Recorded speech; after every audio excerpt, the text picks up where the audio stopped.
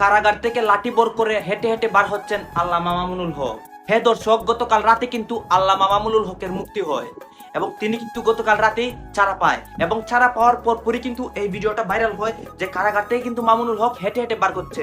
এই যে সেই ভিডিওটা, এই যে দেখেন আপনারা, তিনি কিন্তু সুস্থভাবে খুব ভালোভাবে মানে হাতে লাঠি নিয়ে বের হচ্ছেন। জি, জি।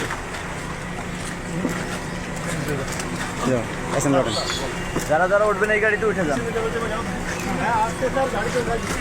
গাইস, ভিডিওটা আপনারা সম্পূর্ণ দেখবেন মামুনুল হক কিভাবে ছাড়া পেল এবং আল্লামা মামুনুল হক হুজুর দীর্ঘ 3 বছর কেন জেলে আটক ছিলেন, এইটাও আমি সবকিছু বলবো। সো ভিডিওটা আপনারা কন্টিনিউ করেন। এই যে দেখেন, ব্যাস না আর কেউ নেই।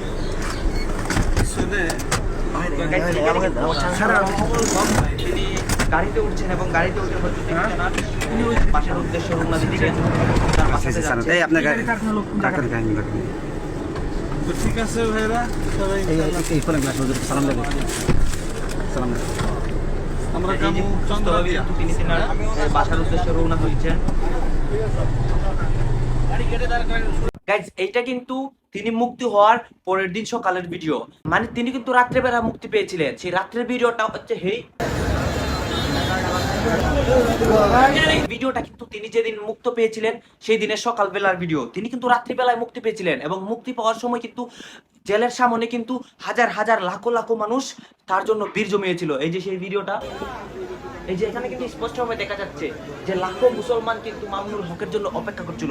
আর এই ভিডিওটা হচ্ছে পরের দিন সকালে তিনি কারাগার থেকে বের হওয়ার সময় এই ভিডিওটা করেছিল এবং সেই ভিডিওটাও আপনারা সম্পূর্ণ দেখে এবং শেষে কিন্তু আমি আরো অনেক তথ্য বলবো, আপনারা এই ভিডিওগুলো দেখেন আগে।